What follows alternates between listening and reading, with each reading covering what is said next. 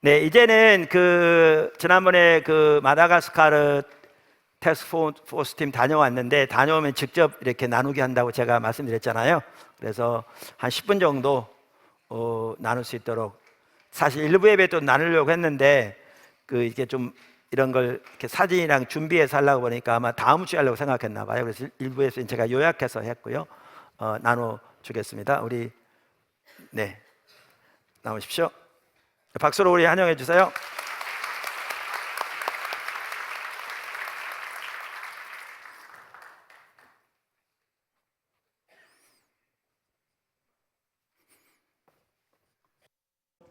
아프리카 프로젝트 마다가스카르 TF 팀장을 맡고 있는 이병건 형제입니다. 반갑습니다. 네, 우선 저희 자료를 띄워주시면 감사하겠습니다. 예, 그리고 자료와 함께 우선 저희 마다가스카르에는 저희가 크게 두 군데 부지를 가지고 있습니다. 한 군데는 이미 많은 광고를 통해서 알고 계시다시피 베델이라고 하는 약 13만 평 정도의 면적을 가지고 있는 큰 부지를 가지고 있고요. 또 하나 최근에 올 5월에 확보하게 된 부지가 있습니다. 이건 저희 교회 소유는 아니고 저희 교회에서 파송한 조용무 선교사님께서 확보하신 부지인데요. 마다가스카르 수도 인근에 있는 10,000평 정도의 부지를 이번에 새로 확보하게 됐습니다. 그래서 이 두 군데 부지에 대한 간단한 영상을 보여드리도록 하겠습니다. 영상 틀어주십시오.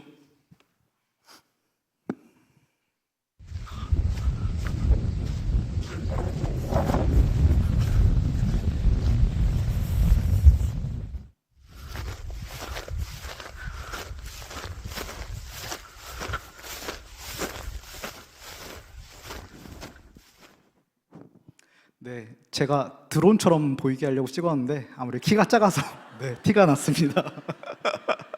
네, 앞서 보여드린 곳이 저희 말씀드렸던 수도 인근에 있는 부지고요. 두 번째 보셨던 울타리가 있는 곳이 저희가 13만 평 정도 되는 큰 베델이라고 하는 부지입니다. 영상에서 보신 것처럼 이 부지들은 모두 창조 이래 아무도 경작하지 않은 그런 땅입니다. 네. 저희 TF에 대해서 간단히 보고 드리도록 하겠습니다. 예, 저희 아프리카 프로젝트는 다들 아시다시피 저희 포도나무 교회에서 바리아에서 만든 NGO 단체이고요. 우리 아프리카 프로젝트의 큰 특징이라고 한다면 다양한 네트워크를 통해서 여러 가지 저희가 상호 협력을 통해서 새로운 사역들을 만들어내고 기존에 있는 사역들과 연계하는 것이 저희 NGO의 특징이라고 볼 수 있습니다. 그런 측면에서 저희 NGO는 다양한 분야에서 활동을 계획하고 있고 또한 일부분 진행하고 있습니다. 크게 이 부분에서 현재 집중하고 있는 곳은 어린아이들 교육, 그 다음에 의료, 그 다음에 저희 농업 선교가 되겠습니다. 이 중에서 저희 마다가스카르, 어디인지는 다들 아시죠? 예, 마다가스카르에서는 크게 두 군데 부지에서 각각 프로젝트를 기획하고 있습니다. 첫 번째는 왼쪽에 보시는 것처럼 수도 인근에 있는 만평 부지에서 양계 농장을 짓는 프로젝트고요. 두 번째는 13만 평 큰 부지 내에서 저희가 작물들을 경작하는 그러한 농업 선교 프로젝트로 두 가지를 병행해서 기획하고 있습니다. 이를 통해서 아프리카 프로젝트가 결국 하고자 하는 어떤 그림이라고 한다면 저희가 그 나라의 농장들을 확산시키고 농업과 축산의 산업화를 저희가 도와주는 이런 역할로서 우리나라의 농업협동조합과 같은 조합의 형식으로 우리가 일을 하면 어떨까라고 하는 생각을 가지고 있습니다. 예, 이 중에서 저희 마다가스카르에 대해서 좀 더 구체적으로 말씀드리도록 하겠습니다. 마다가스카르에서 저희가 진행하고자 하는 양계 산업에 대해서 이해를 하시려면 기본적으로 저희 양계 산업에 대해서 좀 설명을 드려야 될 것 같습니다. 제가 교회에서 이 부분을 설명드리게 될 줄 몰랐네요. 네, 우리나라를 포함해서 전 세계 선진국들이 모두 동일한 형태의 축산업을 가지고 있습니다. 이것을 저희가 수직 계열화 혹은 수평 계열화 구조라고 말을 하는데요.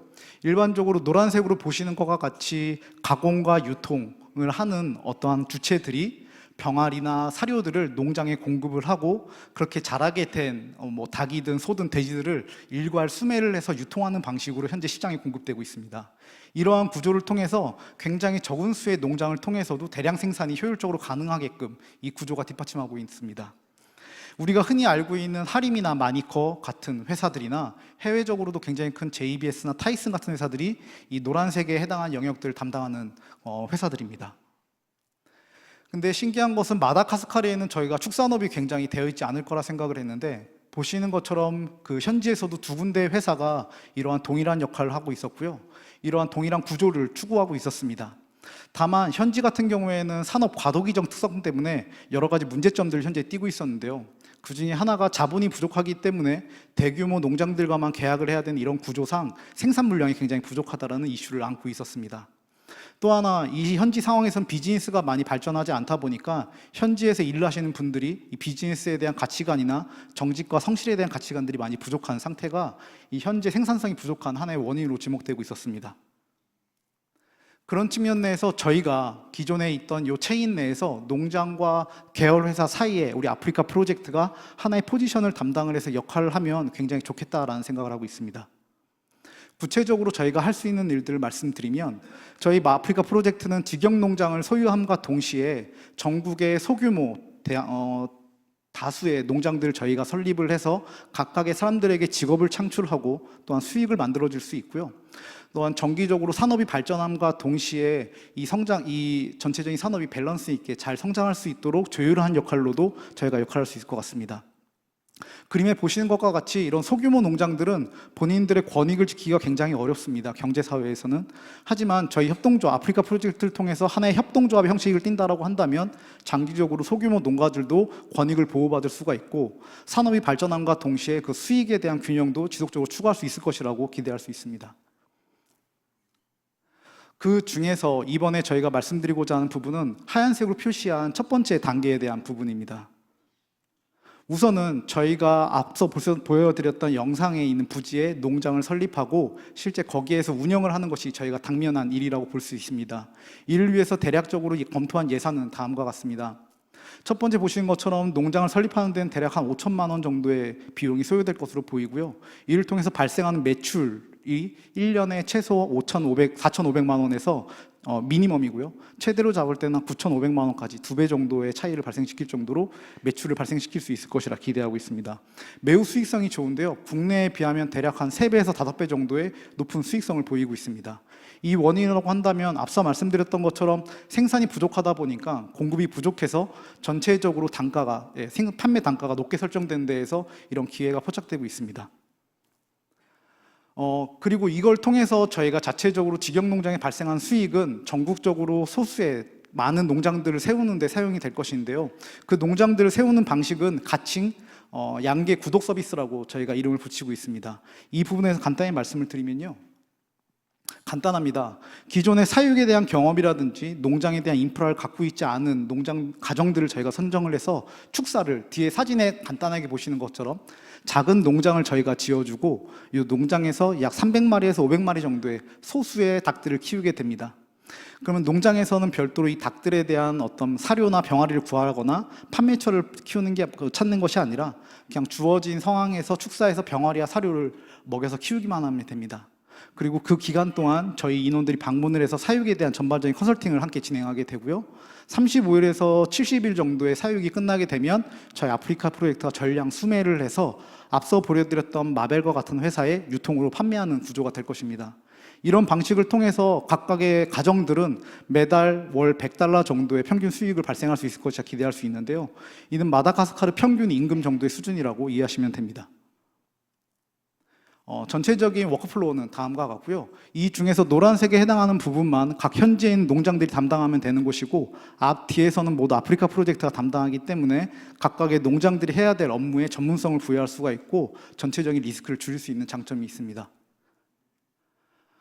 이를 통해서 앞서 말씀드렸던 것처럼 아프리카 프로젝트는 마다가스카르에서 하나의 농업협동조합과 같은 농장들을 함께 묶는 이러한 역할을 할 수 있는 법인으로서 저희가 출발할 수 있을 것 같습니다. 또한 이에 대해서는 저희가 점진적으로 농장을 확산해 나가고 저희 역할을 확대해 나가는 방식으로 단계를 구분하고 있고요. 이를 통해서 전체적으로 마다가스카르의 경제적인 부분의 발전에도 많은 기여를 할 수 있을 것이라고 생각하고 있습니다. 네, 위에 보시는 사진은 저희가 이번 방문 때 있었던 일들이고요. 간단하게 말씀을 드리면 첫 번째 왼쪽에 있는 두 가지 사진은 현지에서 이런 가공과 유통을 담당하고 있는 마벨이라고 하는 회사와 저희가 미팅했던 사진입니다. 이때 미팅에서는 이 회사의 최고 운영 책임자, CEO라고 하죠. CEO와 함께 최종적으로 저희 계약상에 대한 부분을 최종 컨펌을 했고요. 저희를 위한 이제 특별한 계약서가 지금 작성되고 있는 중입니다. 그리고 두 번째 중간에 있는 사진은 저희가 말씀드렸던 그 수도 인근의 만평 부지가 위의 사진이고요. 거기에는 아래에 보신 것과 같은 농장이 지어질 예정입니다. 그리고 맨 오른쪽에 있는 샬롬 고아원 같은 경우엔 저희 부지에서부터 약간 떨어진 곳에서 저희 백경진 선교사님이라고 하는 분께서 운영하시는 고아원이 있습니다. 그래서 이 고아원의 아이들에게 선교사님께서 우리 기독교적 가치관과 정직에 대한 많은 부분들을 교육하고 계신데, 이 아이들을 함께 농장에 채용해서 일할 수 있으면 굉장히 좋은 연계가 될 것 같습니다. 우리 TF팀에서 하나님께 보이신 일들을 간단하게 나눴으면 좋겠어서 짧게 나누도록 하겠습니다. 작년 하반기에 TF 출범 이후에 저희 TF에는 이제 이 일에 대해서 사역적 목적뿐만이 아니라 국가의 전반적인 회복에 대해서, 특히 국부의 회복에 대한 부분에 대해서 마음을 주셨습니다. 하지만 그 당시에는 이게 너무 커다란 일이고 방법이 보이지 않았기 때문에 굉장히 막막함을 느꼈었고요. 그때부터 저희 TF는 매주 모여서 기도 모임을 시작했습니다. 이후에 하나님께서는 저희 TF의 모든 예배마다 항상 임재하시는 은혜를 주셨었고요. 앞서 설명드렸던 것처럼 아프리카 프로젝트가 농협과 같은 협회 역할을 하면 좋겠다라는 마음을 그때 주셨습니다. 그리고 올해 5월 말 조용문 선교사님께서 한국에 오셔서 미팅을 진행을 했을 때 현지 비즈니스와 이 일이 연계될 수 있음을 말씀해 주셨고요. 이 부분에 저희가 주목하기 시작했습니다. 그리고 그 이후에 저희가 이번 9월 말 마다가스카르 정탐을 가기로 결정을 했고 정탐팀을 모집을 했습니다. 하지만 여전히 구체적인 방법은 보이지 않은 상태였기 때문에 지금까지 보여진 부분들, 앞서 보여드린 장표 중에서 아프리카 프로젝트에 설명하는 부분, 이런 이제 구체적이지 않은 부분들만 가지고 일단 정탐은 준비를 했었습니다. 하지만 하나님께서 9월 초, 그러니까 저희가 정탐 가기 3주 전에 구체적인 인도하심에 따라서 양계 구독 서비스라고 하는 방법을 저희에게 알게 해주셨으며, TF의 이 방법을 주요한 전략으로 저희가 적용함과 동시에 이번 정탐에서는 그 부분에 대한 세부적인 부분들을 보여주시기를 기도를 했습니다. 그리고 이번 정탐을 통해서 하나님께서는 앞서 제가 말씀드린 것과 같이 구체적인 방법과 함께 그 땅의 필요를 함께 알게 해주셨습니다. 저희가 저에게 보여주신 그 땅의 필요는 첫 번째는 일자리였고요. 두 번째는 정직한 가치관의 회복이었습니다. 우리는 이것이 하나님께서 그 목적과 방법을 우리 가운데 보이신 것이라고 생각합니다. 하나님께서 비즈니스와 미션의 목적을 갖게 하심으로 비즈니스 애즈 미션의 방법을 보게 하셨고, 이 일이 비즈니스 애즈 미션과 더 나아가 선교적 교회의 샘플이 되길 소망합니다. 감사합니다.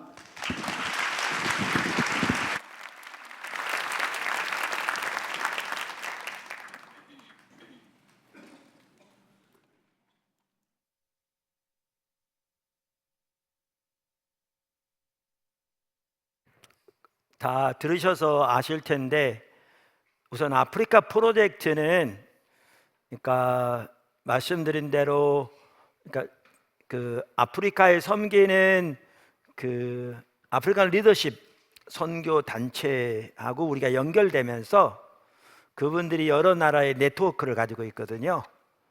그래서 그 선교사님들을 이렇게 십자가 복음으로 무장시키고 우리 같은 주님 안에서 그러한 이해를 가지고 주님 따라가면서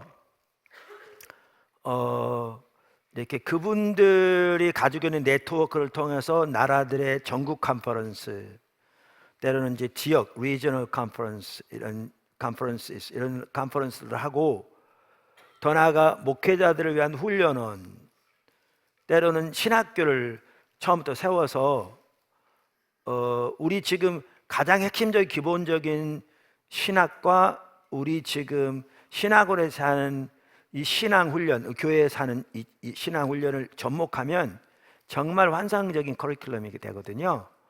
그래서 이렇게 훈련시키고, 근데 그때쯤에서 또 어떤 일이 있었냐면 아프리카는 이제 영어권 불어권이 있잖아요. 영어권 여러 나라에서 어린이 사역을 하면서 심지어 이슬람 종교를 믿는 무슬림들이 많은 지역에서도 어린이 사역을 통해서 교회들이 세워지고 어린이들이 주님께 돌아오고, 그래서 그분 같은 경우는 영주권 낼 때도 각 분야에 있는 자기 제자들이 도와가지고 금방 영주권 나왔거든요.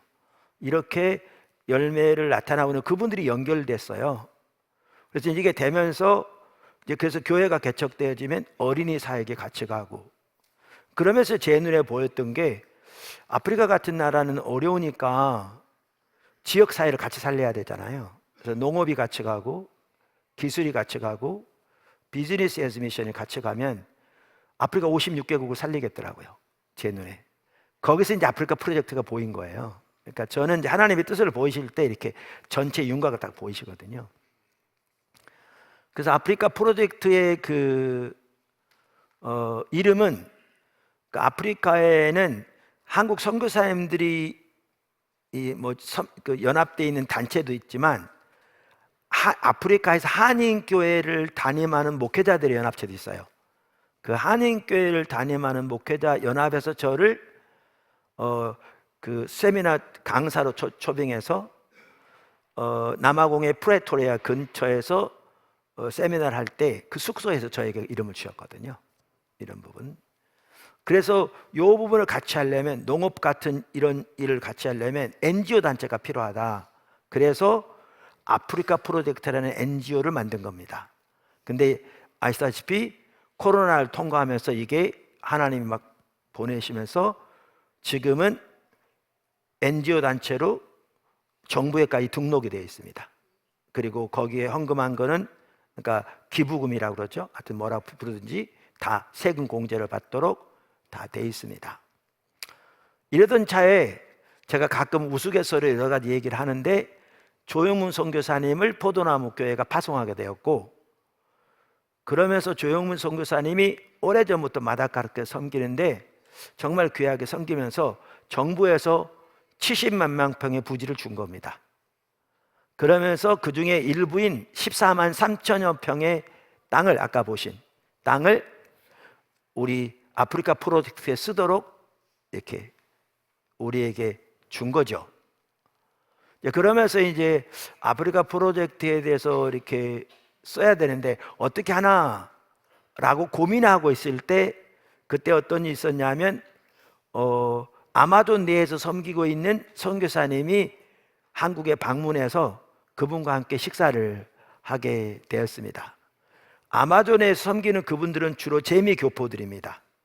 그리고 큰 회사에서 임원들로 섬기던 분들이 그거 내려놓고 목회자로 선교사로 간 분들이에요.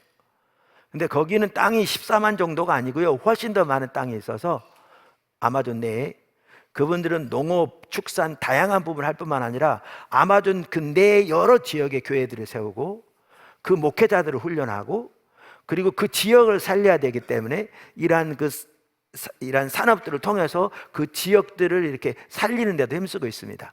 그러면서 우리가 2+2 그 당시에 두드림 투게더 이거 할 때에도 그분이 그 젊은이들 그리 보내주라, 보내서 거기서 잘 훈련받게 해서 이 사역 우리는 앞으로 은퇴해야 되는데 목사님이 가져가세요, 이렇게까지 얘기가 나왔었습니다. 이제 그러던 차에 거기는 이제 부지는 넓고 사역은 좋은데 아마존 내에 있어가지고 거기서 산업 된 게 밖으로 꺼내오는 게 쉽지 않습니다. 이렇게 이 밀림을 통해서 와야 되기 때문에. 그렇지만 하여튼 그 내에서 귀한 사역을 계시거든요.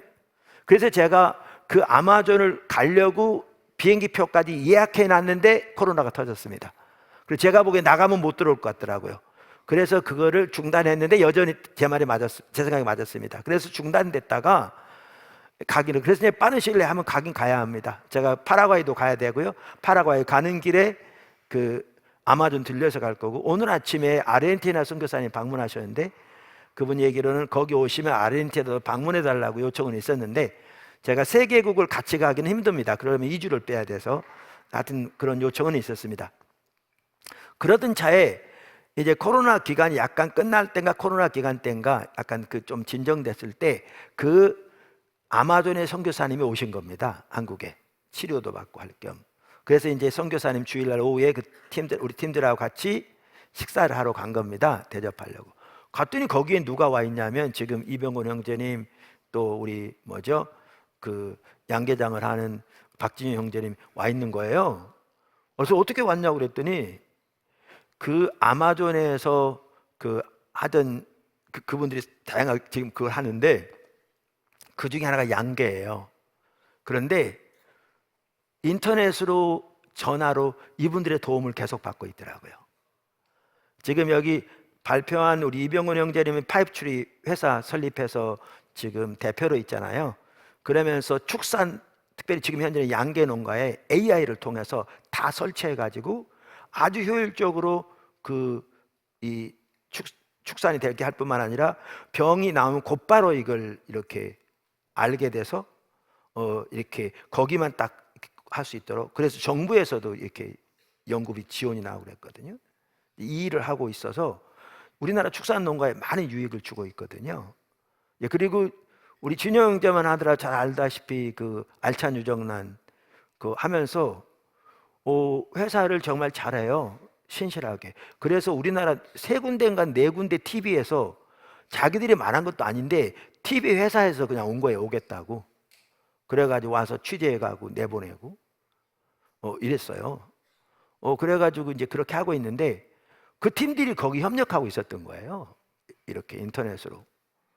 그러면서 이제 하는 얘기가 그러니까 여러 나라에 보면 종교적인 이유 때문에 안 먹는 고기들이 있잖아요. 예를 들면 힌두교 같은 경우는 소고기 안 먹고, 뭐 이슬람 같은 경우에 또 유대교 같은 경우에는 돼지고기 안 먹고. 그렇지만 세계적으로 종교적인 이유로 닭고기 안 먹는 데는 없대요. 그러니까 너무 이제 좋은 거죠, 기회가. 그래서 제가 그게 주어졌을 때 제가 여기서 여러 번 나눴잖아요. 이거 양계장 하면 좋겠다. 그러면 정말 거기 살리겠다. 제가 얘기한 거 여러분 들으셨잖아요. 그랬더니 어떤 일이 있었냐 하면 제가 주일날 그렇게 얘기했는데 월요일날 우리 여기 문화선교위원장 어제 우리 독일 팀들이 와서 연주했잖아요. 너무 좋았다고. 저는 그때 이제 마다가스 팀들하고 보고 받느라고 못 갔는데 우리 형제님이 저한테 그러는 거예요. 우리 저 아는 동생이 있는데 아프리카에 선교사로 가는 걸 목을 메고 있는데 아버지 때부터 양계장을 했는데 한번 오라고 그럴까요? 나한테 그러길래 그때 금요일 날인가. 그래서 그렇게 하세요. 그랬더니 주일날 온 거예요. 그래서 예배 드리고 오후에 제 사무실에 만나는데 저는 이 근처 산 줄 알았어요. 그분이 제주도 아래에 있는 가파도에 살아요.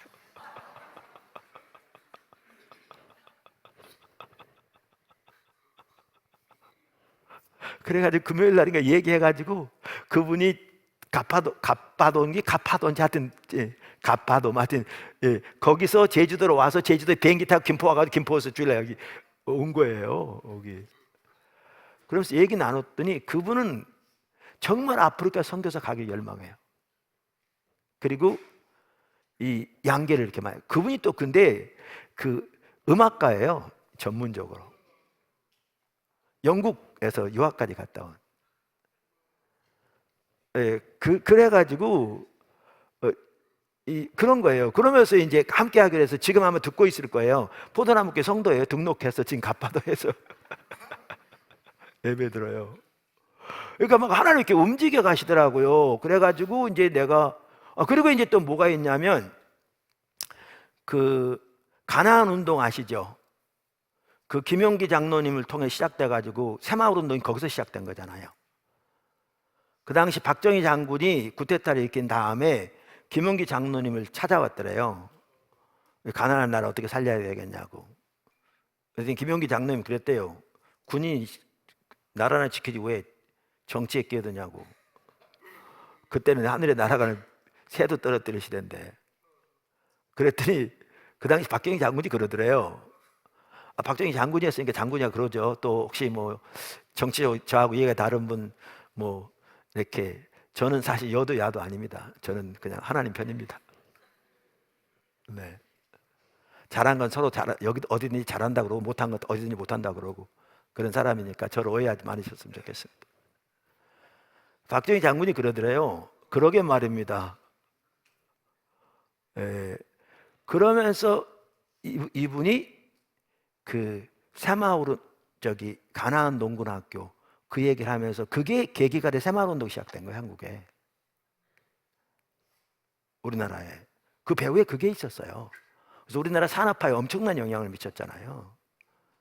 그게 이제 그래서 이제 그분 돌아가시고 지금 아드님이 그렇게 있는데 한국에는 가나안 농군학교 3군데 있어요. 근데 이거를 세계적으로 확대하기 위해서 세계 가나안 운동 월드 케이넌 무브먼트라고 그래서 WCM이라는 유엔 산하의 NGO 단체를 세워서 그 대표가 지금 목사 안수 받으셨는데 이현희 목사님이라고 고려홍삼 CEO 했던 분이에요.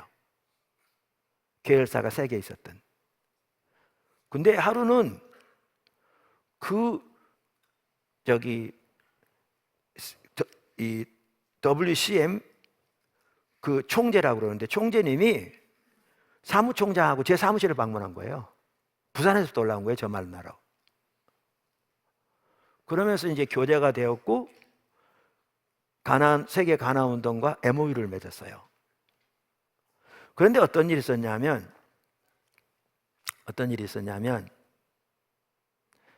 그 WCM에서 그 방면에 수고하는 분들 상을 주는 게 있었는데 재작년인가 그 시상식에 토요일 날 서울에서 하는데 나한테 자리 좀 같이 해달래요. 그냥 참석해달래요. 그분들 표현해요. 제가 가면 자리가 더 빛날 것 같다고. 제가 가도 자리가 빛나지 않아요. 그분들 표현해. 근데 제가 토요일 날 바쁜데 서울까지 그것도 중요한 제가 보기에 저로서는 중요한 일도 아닌데 가기가 쉽지 않은데 관계도 있고 그래서 또 하나님 그런 마음도 주셨는지 그래서 갔어요. 갔더니 그 김용기 장로님의 일대기 중에서 우리나라 방송국 KBS도 찍은 게 나오고요. CBS 찍은 게 있는데 그 중에 일부를 이렇게 보여주더라고요. 근데 제가 딱 그걸 보는 순간에 이런 나라에서 이거 새마을 운동 하면 되겠다. 확 온 거예요. 그래서 제가 그때 농장 얘기도 하고 우리 이재은 형제님 얘기도 하고 새마을 운동 얘기도 하고 그런 거예요. 근데 저는 꿈쟁이거든요. 하나님 보이시면 저는 얘기하니까 꿈쟁이에요. 그러니까 맨날 그냥 그래요. 근데 이제 놀라운 건 주님이 뒷받침 하시는 거죠. 왜냐하면 제 생각을 나누는 건 아니니까. 그랬는데 막상 이걸 하려고 그랬더니 그 14만 4천 평이 너무나 멀리 떨어져 있고 이 시에서 이게 안 되고 저게 안 되고 치킨 사업이 거기에 별로 아니고 막 그러는 거예요. 그래가지고 이게 뭐야 도대체 그러고 있었어요. 근데 이제 그러던 자 아까 말한 대로 가까운데 또 부지가 이렇게 있다고 그래서 이번에 TF팀이 기도하면서 간 거예요. 갔는데 아까 얘기 나눴듯이 어떻게 할지도 몰랐어요. 이 팀들도. 특별히 거기서 마다가스카르에는 어떻게 됐든지 간에 지금 포도나무께 파송한 2 가정이 거기 가 있잖아요. 조영근 성사님 오래전부터 와 있지만 우리가 파송 선교사하고 김세현 목사 파송해서 지금 거기 부부가 섬기고 김세현 목사 사모님이 영국에서 유학한 분이잖아요. 바이올리니스트. 이재현 형제님이 영국파거든요. 거기서 음악 유학했거든요. 그래서 사모님들끼리 서로 지금 얘기하고 있다고. 그랬는데 가는데 그 조영문 선교사 이거 어제 들은 얘기예요. 여기 아까 안 나눠져서 저는 요거는 사업적인 얘기고요. 저는 전체적인 얘기 나누는 거거든요. 그러니까 이렇게 했는데 가닥이 안 잡히니까 아까 말한 대로 간 거죠. 이런 이해만 가지고 갔는데 조영문 선교사님 하더라도 한국에서 TF2미 정탐하러 4명이나 그것도 2주 가까이 회사까지 다 쉬면서 그 많은 비행값 내고 온다는데 앞에 깜깜하는 거죠. 어떻게 할지 모르는.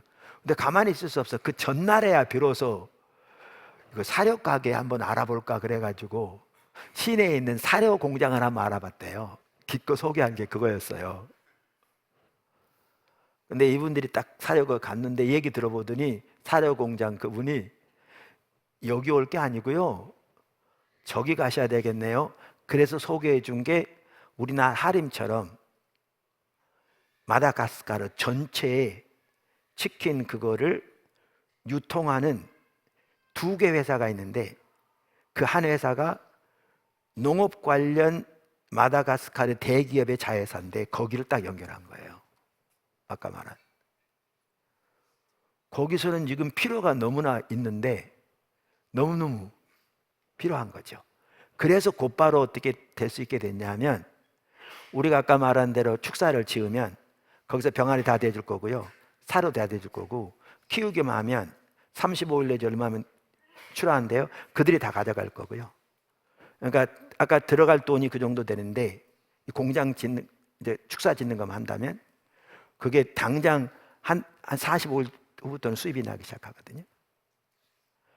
근데 그 공장, 그래서 빠르면 금년 말이나 내년 초부터 일을 시작할 수 있게 됐어요. 근데 이제 거기가 끝이 아니에요. 그래서 우리 같이 간 팀 중에 하나도 가기 전에 십자가 성령 컨퍼런스 선교적 교회에 대해서 여태까지 3번 했잖아요. 이 3번 한 거 각각 주제가 다르죠. 다 듣고 가기로 했대요. 근데 들으면서 하나님이 그대로 행해 가신 걸 보고 막 오는 그날까지도 주도권을 잡을 계획하지 않은 일들을 하신 거예요. 보고 너무나 놀란 거죠. 근데 가서 보니까 뭐가 문제인지 보인 줄 아세요? 일자리가 문제인 거예요. 가서 보니까 대낮에 거리에 젊은 사람들이 많이 돌아다니더래요. 그래서 왜 그러냐 물었더니 일자리가 없는 거죠. 제가 그 말씀드렸죠. 그 나라는요, 초중고등학교 교사 월급이 5만 원입니다, 한 달에. 그러니까 교사도 별로 많지 않고요. 점심시간이 2시간입니다. 왜? 집에 가서 점심 먹고 오라는 거예요. 근데 상당수의 아이들은 그 점심시간에 집에 안 가고 그냥 물로 배 채우고 참는 거죠. 그러니까 교육 자체가 제대로 안 되고 있습니다. 그래서 조영훈 선교사님 같은 경우 오래전부터 그걸 갔는데 여러 학교를 세웠습니다. 점심을 주죠.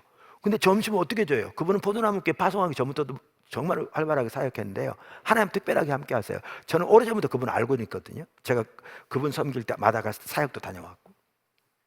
근데 이런 식이에요. 하나님이 유엔차가 지나가다가 학생들 많은 거 보고 들어와 가지고 일주일에 한 번씩 생닭 대드리겠습니다.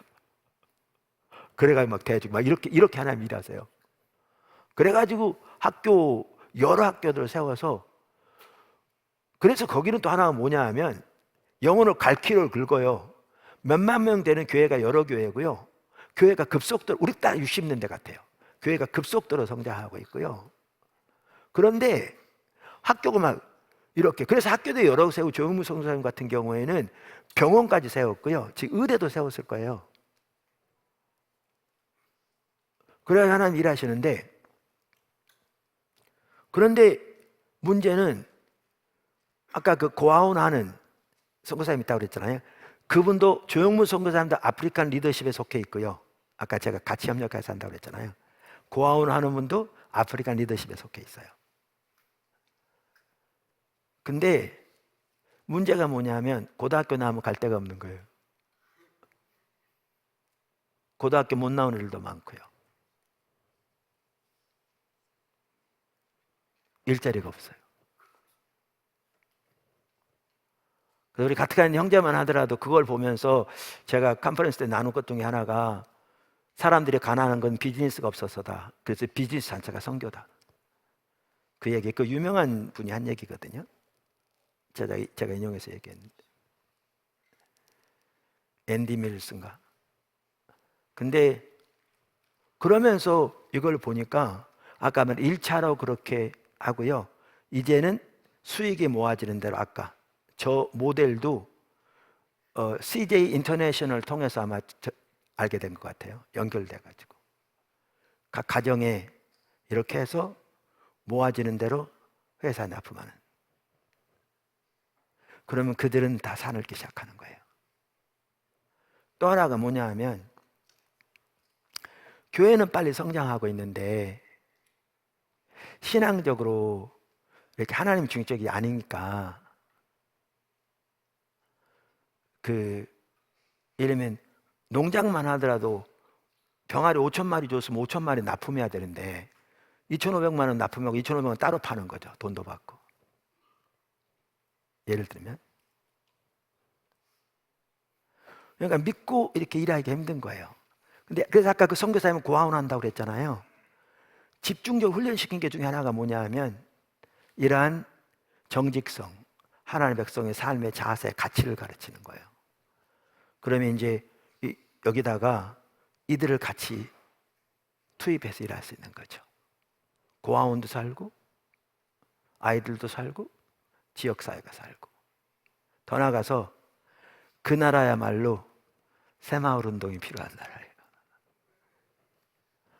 저는 처음부터 얘기했듯이 앞으로 목표가 어디다 할지 모르지만 농업학교를 세우는 거고요. 하나가.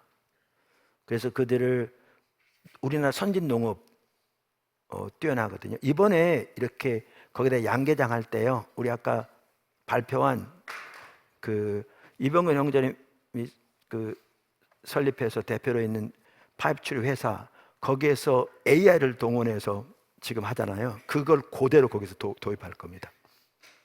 마다가스카르에 완전한 선진 농업인 거죠. 축산. 같이 간 분 중에 한 분이 스마트팜 전문가입니다. 거기. 그래서 선진 농업, 그리고 우리나라가 지금 코이카에서 아프리카 여러분 신문에 보셨죠? 그 나라에 맞는 벽실을 개량해서 지금 대규모로 아프리카 나라들에 이렇게 보급하고 있습니다. 그러면 우리가 이러한 농업학교를 세워대 기숙사 생활을 하게 하고 거기서 새마을 운동하는 겁니다. 그런 부지는 다 주어졌어요. 그리고 그 수익 세워지는 대로 하고 또 헌금 모아지는 대로 하고 기부금도 이제는 뭐 프로젝트를 가지고 얼마든지 알려서 같이 모금할 수 이렇게 되면 하나님이 저에게 보이신 그대로 되는 겁니다. 근데 그게 양계 농장만 하더라도 머지않은 장래 바로 시작할 수 있게 돼 있습니다. 빠르면 내년 초부터, 내년 상반기부터.